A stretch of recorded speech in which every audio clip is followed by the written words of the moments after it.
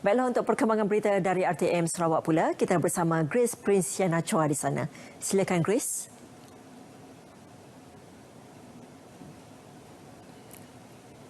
Terima kasih Nurlela di Angkasa Puri. Salam sejahtera dan salam hormat. Sarawak merekodkan 3 kes baharu positif COVID-19 hari ini. Jawatankuasa Pengurusan Bencana Negeri JPBN Sarawak dalam kenyataan medianya memaklumkan kesemua kes tersebut dilaporkan di daerah Bintulu melibatkan sebuah keluarga. Hasil saringan dan pengesanan kontak kepada kes positif seorang pelajar pada Ahad lepas. Ini menjadikan jumlah keseluruhan kes positif COVID-19 di negeri ini seramai 550 orang. JPBN juga memaklumkan tiada kes baharu sembuh dan discharge dari hospital pada hari ini, menjadikan jumlah keseluruhan kes yang telah sembuh dan discharge setakat ini kekal seramai 534 orang atau 95.36%. Sementara itu, dengan 9 orang masih menerima rawatan di hospital, iaitu di dalam ward isolasi, manakala jumlah kematian COVID-19 di Sarawak kekal 17 orang.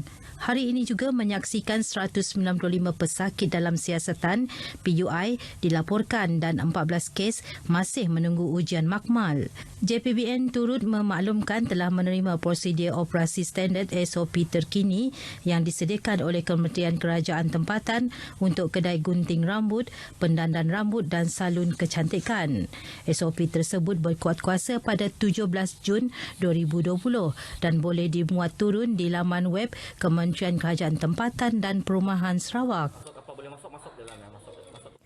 Polis Sarawak berjaya menahan 13 pendatang asing tanpa izin, parti dan 4 warga tempatan yang bertindak sebagai pemandu kenderaan menerusi 2 operasi yang dilancarkan pada 10 Jun lepas di Lunduk dan Serian.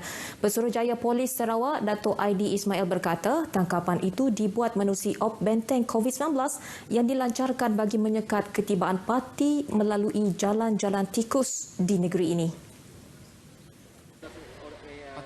Jelasnya kesemua parti yang ditahan itu kini ditempatkan di lokap khusus sementara menunggu ujian saringan COVID-19 sebelum diserah kepada Jabatan Imigresen untuk dihantar pulang. Kita masih menunggu keputusan. Sementara mereka diletakkan di lokap-lokap yang kita khususkan untuk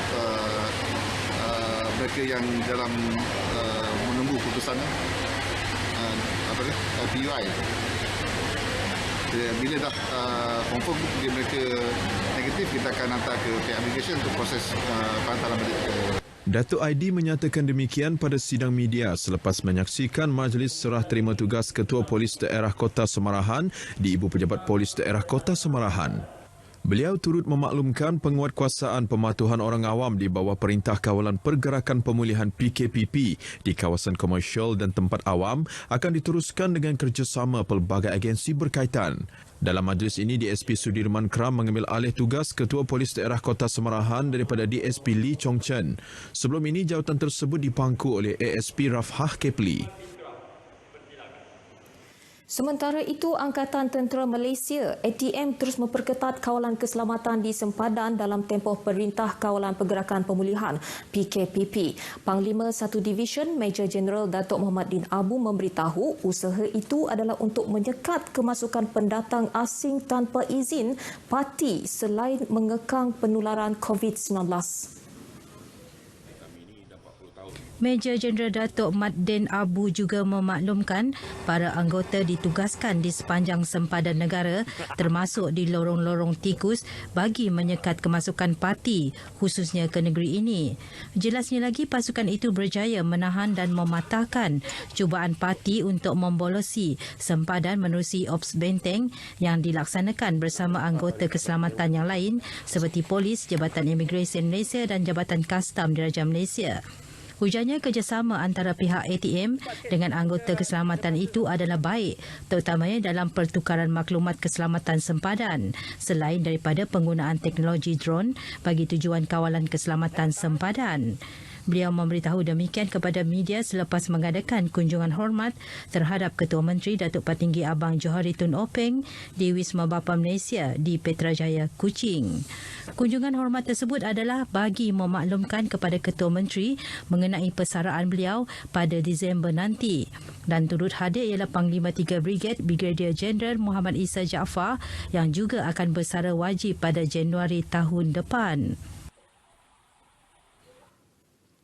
Akses telekomunikasi yang terhad tidak menghalang guru-guru di kawasan pedalaman meneruskan sesi pembelajaran dan pengajaran PDP kepada pelajar mereka ketika tempoh Perintah Kawalan Pergerakan PKP.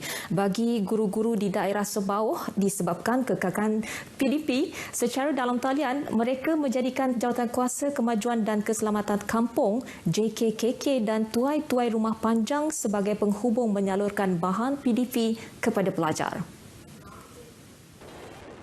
Menurut Guru Besar Sekolah Kebangsaan SK Kuala Binyo Sebauh, Jubali Osen, beliau dan beberapa guru-guru yang menjalani PKP di sekolah sejak Mac lalu menjadi pengentara guru-guru sekolah mereka yang berada di bandar dengan pelajar di rumah-rumah panjang.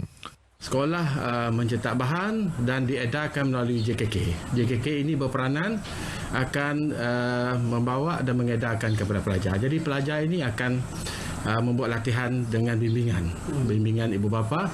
Sementara itu, bagi Guru Besar SK Bukit Mawang Sebauh, pendekatan hampir sama dengan kaedah yang digunakan oleh SK Kuala Binyo. Cuma jadual pelaksanaan PDP kita semasa PKP ni kita tak dapat nak ikut jadual yang kita guna sedia ada. Jadi kita kena ubah jadual supaya dapat dilaksanakan. Kita hanya meletakkan 1 atau 2 subjek untuk 1 hari. Jelas mereka selagi sesi persekolahan belum bermula, pendekatan tersebut akan diteruskan. Kedua-dua sekolah berkenaan hanya dapat dihubungi menggunakan laluan sungai menaiki bot atau kenderaan pacuan 4 roda.